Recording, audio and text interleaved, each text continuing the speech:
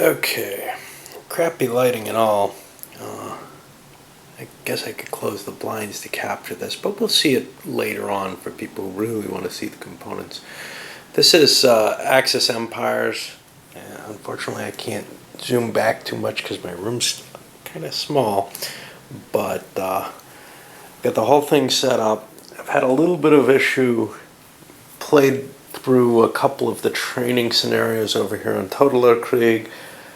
Trying to take Poland out is the first one, and then did Barbarossa. And in both cases, I kind of ran into some difficulties. With the Poland, I couldn't figure out how to take Warsaw. I actually played that twice, I think. And then with Barbarossa, well, I cheated and forgot to give the Russians all their replacement points, and ended up just totally, marching to Moscow without a problem. But I learned some things there, and I've set up the full campaign here. I also played the Tora scenario. I only played one turn of this. This is the initial attack over here in the Pacific Theater. And there I learned a few things as well, like I don't know what I'm doing, especially where it comes to naval invasions. They look really, really tricky to pull off. I couldn't get the attack on the Philippines to work. There's a lot to this game that I think I'm going to make a lot of mistakes, especially on the offensive, that people who are familiar with, say, the old Total Krieg will be laughing at me. But let me go over a little bit of, not a detailed explanation of the rules, but of kind of what the game play and the sequence gives you. But the basic concept behind this is, hey, let's try to distill the actual military operations to as abstracted a level as we possibly can. It doesn't go quite as far as Hitler's war here. It feels, when you're moving your pieces, much more like a conventional war game on that little piece of the game. But the rest of the game, placing support for air and naval, and these option cards, which allow you to make broad decisions. And wow, it's dark over here. Broad decisions on what your country is doing at any particular time. They're kind of like CDG event cards, except you have pretty much the whole deck in your hand at any one time. Now, this is just a limited war deck that everybody's got set up for them. We've got all the countries set here, but you actually get a huge quantity of cards. If I could pull out one of these decks to show you. I mean, this is the additional cards that haven't gone in. I'm sorry, this is the pre-war deck that I have out. There's going to be two more decks, a limited war deck, and then a full on, I don't remember what they call it, total war deck, I guess. So the limited war, the pre-war starts out and everybody's in very weak condition. It's very clear. You start looking, okay, Russia's got, 6 infantry units on the board and they're very weak, and 2 cav units. That's all Russia has. Germany, a couple of infantry. That's it. France, 3. France is not even really a major power in this. It's treated as a minor. England has 1. What's really kind of important in this is actually more what you have sitting in your force pool, especially in your support units. And here we also see there isn't a lot available. This is where things like air and naval power are reflected. And we don't have any out there yet, but let's take a quick peek at what's coming. So for example, when the Japanese enter the war, they're going to get this air force, and they get additional fleets and carriers. And these will be allowed to be placed on the board to express sort of the support units dominance of an area, perhaps. In the case of, say, air units, you put them in a hex, and every hex adjacent to them gets a modifier when you're attacking. There's also these Blitz markers. I don't have any here, but what they show up, and I don't know if there's going to be many or any in the pre-war. There's these cards with a red lightning bolt on them, which generate Blitz markers, which give you a significant combat advantage. Basically, you're able to do two-stage combat, first a Blitz segment and then a regular combat segment. You also get bonuses with the armor during the Blitz segment, and you can use things like paratroopers. And when you do a naval invasion, you more or less have to expend a Blitz to do that, and that I kind of screwed up when I did it. Let's see what else we got. All right, why don't we take a look at the sequence of play, go briefly over that. It's not terribly long, but we won't be going into too much detail. So each player in each game, and there's really 2 games here, and they both run about a C node total, comes with rules to handle 3 players, basically. You have your Soviet faction, your Western faction, and your German faction, or Axis faction, because over here it's going to be Japan. And when you add it to the 2-map game, it's still really just a 3-player game spanning the 2 maps. And that's very much like Hitler's War here, in terms of the concept behind it. Okay, so in the sequence of play, each player gets their own faction turn. First the Axis, then the Western, then the Soviets, in that order. And it's on both maps. And you take your 2 maps simultaneously, essentially. You play out both of them at the same time. Now that may be a little inconvenient, but in some cases it's important to understand that you are doing both at the same time, so that decisions don't leak over. I may not be able to do that all the time. Seasonal victory phase is done on the seasonal turns. What you're doing is you're counting the number, this is before any player turn, you're counting the number of these things that you hold. So now the Axis is trying to defeat both the Allied factions, both the Western and the Eastern Allied, or Russian Allied factions. And for the Axis to win, well, for the Axis to give victory points, right now what you have is this counting of victory points between, so the Allied forces have counted how many German, on the West map, say, on the European map, how many German or Axis special places they hold in comparison to how many Allied ones the Axis holds. And that gets you to a number, and in this case, we see that we're between 0 and 4 of them. And I think it's just this one. I haven't counted to see where they are, but basically that's the only one I see that the Allies hold of the Axis off the initial appearance. Now, that could of course change with the Spanish Civil War. There's another Axis one there. But then as the Axis expands, and these, I don't think these neutrals count against them, but they will count if they end up falling into Allied hands. So that's what they mainly have to avoid, is allowing any of these areas in the Balkans, etc., for becoming Allied. And likewise, we have the same kind of situation over here on the Japanese map, where I think one, let's see,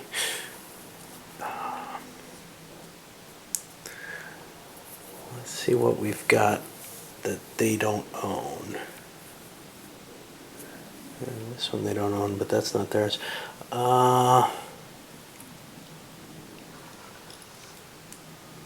Yeah, see, I've got them also marked at that early, but that could just be a 0 here. You're able to be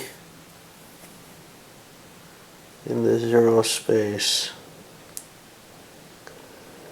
and stay on Allied Crusade. I'm not sure I see one that's in the wrong hands here. Anyway, your goal is basically to grab as many of those as you can, and I don't know if it's possible in this for there to be an automatic victory. The rulebook in the Axis Empires is incredibly sparse. You know, you could say, well, dude, it's 64 pages, man. That's not sparse. I don't know if you can see that, but yeah, it's a humongous book. Yeah, well, they have trimmed everything out, including any references, the index that used to exist. I looked at the old Totalerkrieg and found it much more useful as a reference. This one's going to be painful to use without an index. There's very little motivation for what you're doing. So in places it'll say, hey, you can place your support chits now, and it tells you how to place them, but not what you're going to get out of doing it. That's covered in some other place, like say in the land combat segment, and there's no reference to link you. Hey, here are the places you'll find a use for this. I find that very disturbing. I want to know why I'm doing things, and the way the rules are written, I don't have that understanding, except by absolutely memorizing everything, basically. And that's not going to happen. All right, let's take a look at what the actual sequence goes down with, though. So every 3 turns, I think it is, has a red box around it. Let's see if we can see those. And those are seasonal turns, and those are going to allow a certain special set of activities that don't happen in your normal turns. The seasonal turns, in particular, surround the option card play. You play an option card at this point, i.e. reveal one that you've picked before, and now you choose your next secret option that's to go into effect the next season. And you also get some replacements at that point. Some of them will come directly off the option cards, and those show up. I don't know if these guys are going to tell me easily. Here's one. It gives you 2 steps of Japanese infantry you get to replace, and that just means you get to take steps from your force pool and put them onto the map according to certain restrictions. That's a lot easier on the European map, at least in the scenarios that I played, than it is on the Pacific map. On the Pacific map, it was really hard to get your forces where you want them in terms of replacement points. You know, I mean, the Japanese, their replacements show up on the Japanese home islands, and then they have to figure out how to ship them to where they go, which is why there are some colonial forces and minor allies and stuff that are really more useful because you can get them into where you're fighting on the Pacific map more quickly. Here on the European map, your own home country forces are probably a lot more important, but you still can only place them in your home country, or if you have sort of a logistics unit forward, you're allowed to put them there. I didn't have that in any of my scenarios, so it was kind of a painful process to get things forward. The Japanese have one of those logistics units over here on the Kwangtung Army, and so they're able to build Kwangtung Army stuff right away. I don't know if they can build regular units there, though. They're going to want to get a logistics unit, I think, in the rest of China, or else in Manchuria, maybe they can filter forces down. I don't know if they can only use them for the special Kwangtung units, which are not allowed to leave Manchuria. Okay. Then you hit this administrative phase, and what happens here, some of the cards have political events on them, and those will happen every turn that card is in effect. I'm looking for one that has this. For example, on this one, roll on the colonialism table. And that means, and this was kind of a hard thing to find, but now I've got it. You pull this out, and somewhere in this list of political events tables, I didn't see this whole set of tables, you have colonialism, and you roll on this, and you get an event that then you have to look up, and it may cause additional rolls. It's really very random when you start triggering those charts from what I see.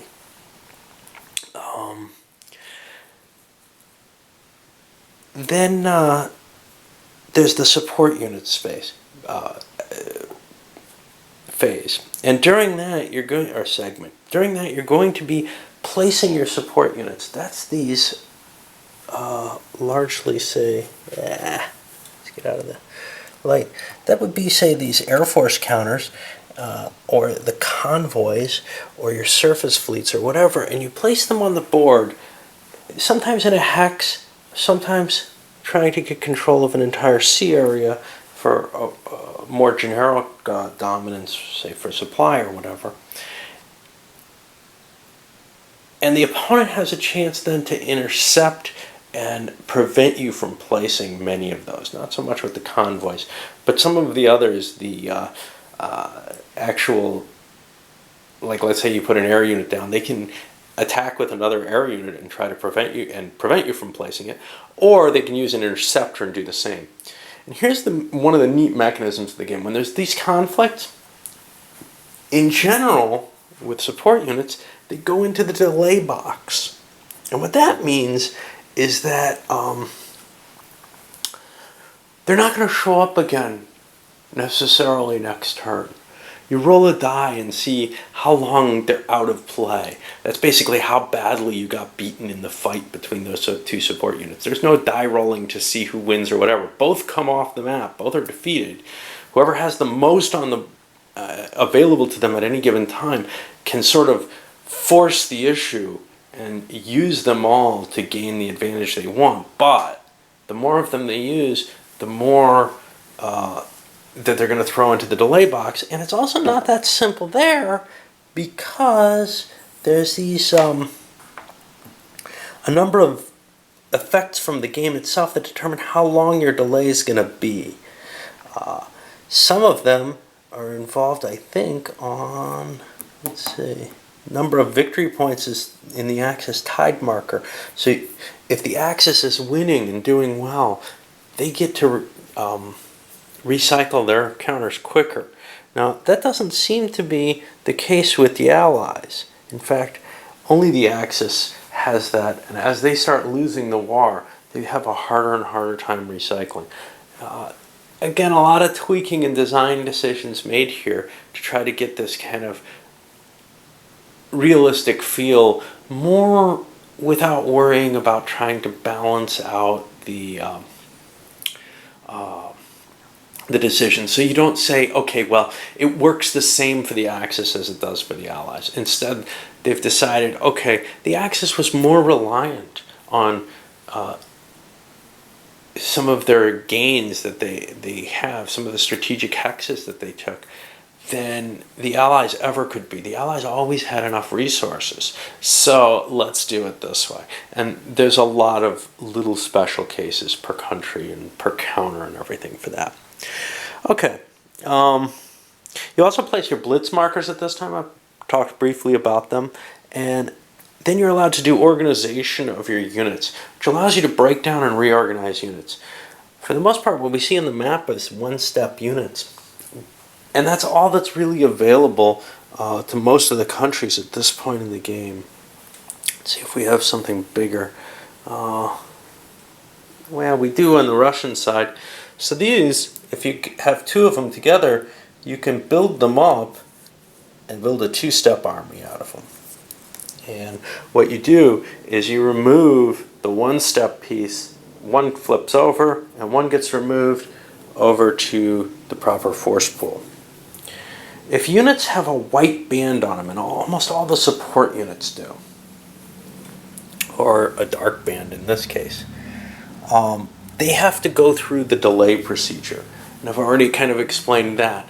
So things like headquarters and better units aren't going to be available for rebuilding right away. You may have to wait some time for them. Speaking of the delay box, there's a kind of interesting one. I don't know if there's a... Yeah, there is here too. There's the naval warfare delay box. This is a somewhat more heavily penalized version of the delay box when actual capital ships are essentially engaging. So your surface navy and your carriers, if the carrier itself was at risk rather than just its fighter complement. If these things end up going into the delay box, in general, they go into the naval delay box. It depends on how they were used. If they're used in combat, they go into the naval delay box. If they're used and left alone, they just go into the normal delay box, because then they just need to have normal repairs, etc. Okay. So you also notice I have some of these, maybe not, because there's a lot going on, but I have some of these detachments. These are sort of placeholders for units. They say I own the area. I've got like this light force. You can't just cause a revolt there, for example. But if you move a force in there, it can be defeated without any cost. And they have a smaller unit on the other side, a one-step unit. And it's kind of your option. Which ones, out of your force pool, do you want to use detachments, or do you want to build these one-step units that actually cost you a step to build? The detachments do not. You can just place them on the board, and that happens during this organization segment. Okay, operational movement phase. Hey, this is just like any other game. I mean, seriously, you move your pieces, but the movement allowances are fairly low in this game, especially over here in the Pacific Theater. And this is also when you'll take into effect things like sea transport, where you have to have convoys in place, and each convoy basically can transport one broken down step of units. It's very hard to do a naval invasion with normal units because they look kind of like this, and they're just not very potent. Now, somewhere or another, I'm sure I have some Marines, but probably not available yet. They're a little bit heavier duty, but not much. They're still one-steppers. And I'm not sure how you're able to launch a successful invasion against a defended area, like in the Philippines, and it was heavier than this, I think. Maybe with lots and lots of convoys. And the point is, they didn't hit Manila directly. They hit up here and moved down. But I had a lot of trouble and thought it would be a lot easier, like it is in most games. And you know, you're really in for a having to plan and use a lot of your resources exactly as you want. Figure out what you want to do and really focus on that, because you can't do a lot. Okay, on to the combat phase. And again, combat's very, very similar to what we see in other war games. So in this case, you have a combat results table, and it gives you two types of result.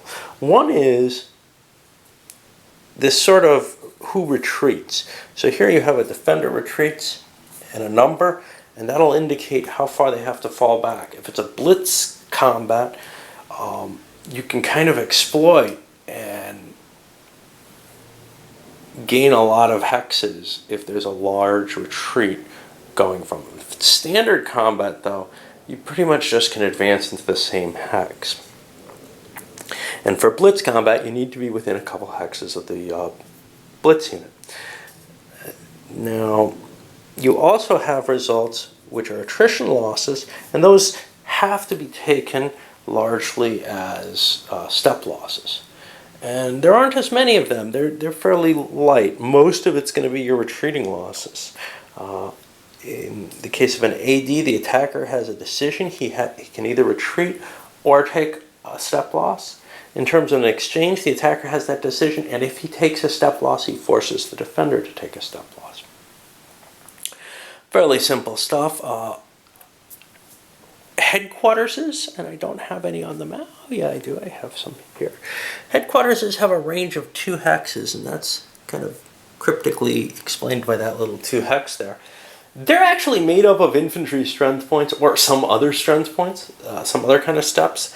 In some cases, the charts for the player will state how you build different things up and what you need for them, and maybe you need armor for some of them. I'll be back in a moment. Okay, so we were on the combat segment here, looking at the results, and I was talking about headquarters. Headquarters, yeah. So that 2 hex range is a distance to which they can give their support being their combat ability, attack or defense. And they're able to support 1 battle in each combat phase, basically. Supporting does 2 things. 1, it adds the strength points, which is big, especially on the defense.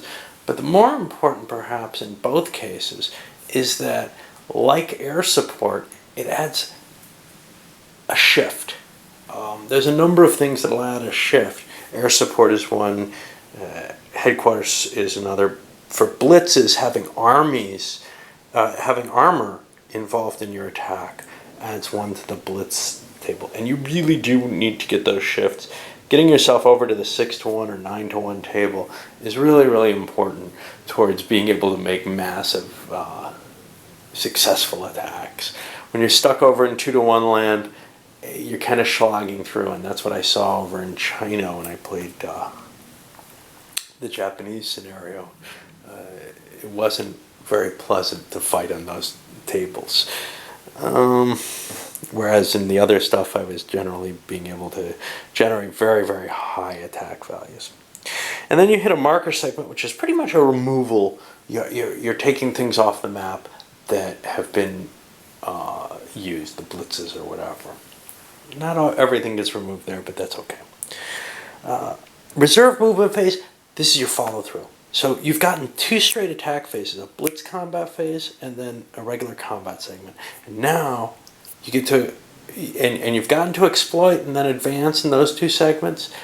Now you get to move your forces forward. You can't enter a zone of control, you can't leave a zone of control, but you can reposition, and it's not just a repositioning behind the lines.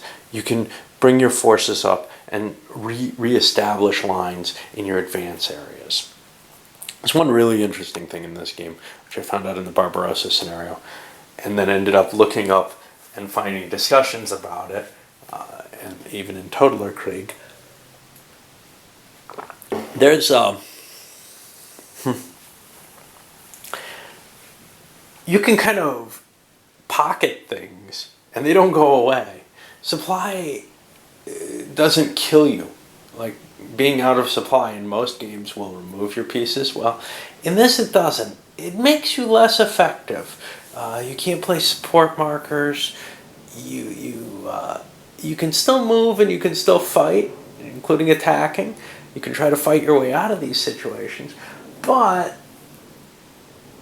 I ended up leaving some Russian units pocketed behind in the Barbarossa scenario and just bypassed them. Left some guys behind to hold them in place. And I think overall I would have been better off wiping them out. But it wasn't what I expected. I expected, oh, they're gone. I've surrounded them. It's just not the case. And you do have to take that in mind when you're fighting. Okay. Administrative phase, war and peace segment. Remember, I think you can declare war in this segment, among other things. I don't even remember what it does. Guess we'll take a peek. This is 6. Yeah.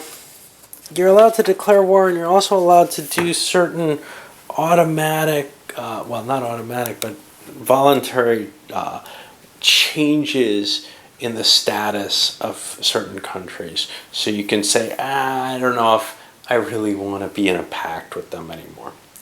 There's a lot of limitations on that, though. The Axis generally has the controlling hand as to the diplomacy in all of this, except where the cards come into play. And largely that the Axis doesn't want a war for most of the game. Well, most of the early part of the game. Once the war starts, they're stuck with it, right? And then a conditional event segment, like the political event segment, these conditional events take place off your card and they keep happening. I'm going to make sure that the political ones happen every time. That seems a little weird, but I think it's got to be the case.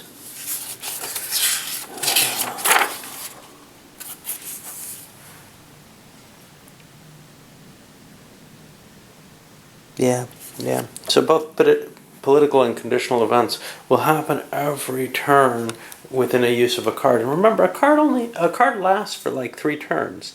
So you get these taking effect quite often. And then there's permanent conditional events, which are basically statuses that have that fire off at this point. So for example, one that's in my mind, if Axis units are if say German units go into Hungary, and Hungary's a minor Axis ally, well, they may have sort of disrupted Hungary a little bit, and the Hungarian troops come off the map because of that. It's just a matter of, if you're occupying an ally like that, it's going to cause some sort of trouble. And there are some times when it won't take effect, however, for example, if they've just been attacked by the enemy or some other cases. And this is also when internment situations take place, lend-lease, stuff like that. Option card conditional events. Why is that there and not under the normal conditional events? I don't know what the normal conditional events are and why that's different. 16.2. Let's see what these are. One kind of neat thing, the rulebook is largely the same between the 2 games. Yeah, I'm not sure what that other section is. Option card conditional events. Soviet option cards. I guess there's a special case there. There's a lot of special cases. This game is made up of them.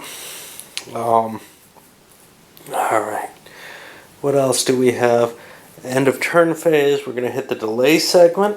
And that's when you roll to see how long things that went to the delay box, either through casualties or just usage, will end up being held off until they come back to your force pool. Now the thing with force pool, it's kind of weird. Support markers in your force pool are sort of ready to use. You can put them anywhere on the map. Units in the force pool, you have to bring the steps in the way you would expect from a force pool, say in Third Reich or something. Or just about any game. So there's kind of something weird there. The markers and the support units are available in a way that the regular units aren't. Alright, and then we move the marker forward and take another turn. Overall, this has been a real struggle, and I think I've kind of mentioned some of that. Largely it's the rulebook. It's not designed to learn the system, and it's not designed as a reference. It's designed to get all the rules in the rule book in as few pages as they possibly could, and not provide cross-referencing, not provide a glossary or an index. There is a glossary. There's a carryover from the old Totaler Krieg in terms of terminology, etc., which is great if you're used to that, but this is a system which largely has broken a lot of the preconceived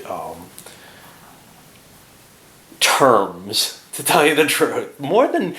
to some extent, yes, it's made some big differences in how you play and what kind of thinking you're proceeding in, etc.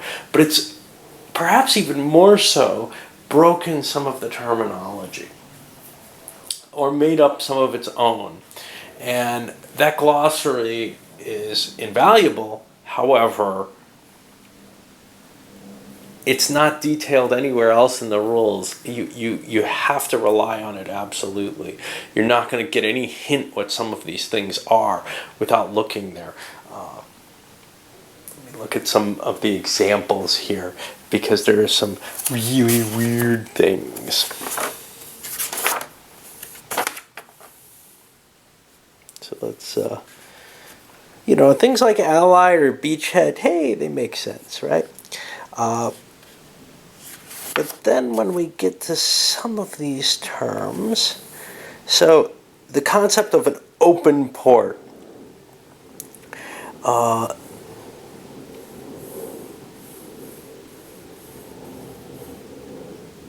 At least one of the following has to apply. It's a port hex containing a friendly ground unit, airdrop, detachment, or logistics marker. Okay. It's a port hex in a friendly active country. It's a beachhead, essentially. It's an off-map box. Okay, great. And it doesn't have one if it's the following, but so that doesn't seem too bad. But then there's also the home port, and one of these doesn't get, like, the enemy can be there and you can still use it. I don't know. The city, airport, and land hex of the units of Western off-back. And they actually, elsewhere in the rules, specify places where, oh yeah, it's still a home port, home country port, even though it's not an open port, which means, the enemy can be sitting there and you can be tracing something from it, and it's like just kind of these mind-blowing things. And then there's these truce-affected, pact affected, this, that, and the other countries. A lot of this stuff isn't well explained or covered throughout the game. You really have to find, here it'll tell you one piece of the rule, and then elsewhere there'll be some other piece, but there isn't really too much reference. And if something is actually handled in two separate places in the rules, you're in real trouble, like support markers, beachheads, and how to get troops, how to actually conduct an invasion. That took me quite a long time to figure out. I found rules that explained how I put a beachhead down and how I connect, that I could just walk across a beachhead if it's in a sea area between two land areas. No problem. I can walk across to the Netherlands, East Indies, and la la la. But if I wanted to invade something that didn't have a nearby land connection I could walk across, it was very hard to find the one line in the entire rulebook that stated, yes, these count as ports. Okay, and we just saw that one. Now I have to reflect back all the way to, I can do regular naval movement onto this beachhead, and I have to put that all together. But finding that one line is the real tricky part, because a beachhead to me doesn't normally feel that way. Anyway, I can understand why it works that way. I've got no problem once I get the concept, right? But getting that concept, which is a little different from every other game, across, well, this rule book doesn't do a really good job of trying. The old Totaler Krieg rulebook did a much better job of holding your hand and saying, we know this is very different. Well, this one seems to presuppose you already know Totaler Krieg. And it is, in its own way, fairly divergent from other systems, even though maybe you haven't seen too much of it. Some of the mechanics, etc., play a lot differently from other systems, and we'll see a lot of that, hopefully, during the play examples. All right, I'm going to wrap this and send it up, and hopefully it's of some value. This is obviously a really first look at the game. I'm going to make huge quantities of mistakes playing through this. Glad for the input as to what I'm doing wrong. I've pushed about as hard as I can towards learning this game, and I'm really at the conclusion that this is a game that's best taught to you by someone else, because the rule book doesn't do it. It really doesn't. You have to fight so hard with this rule book. Comparing it to something like the OCS, and I think this is more complex by far, but comparing it to something like the OCS, same design principle of, hey, let's not repeat rules, but it's missing the key element of let's cross index and let's put a gloss, let's put a not a glossary, I can't even think, an index, I guess, at the back, where you can easily look up things that maybe you think you remember and need to see. That's really lacking here. It's very hard to find what you need.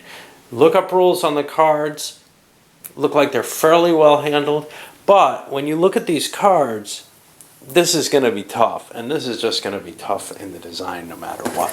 The cards are written to be as limited as possible. You've got a big handful of options, and how do you choose what you want to take? Well, that's going to be a hard part of the game. You got a lot of choices, and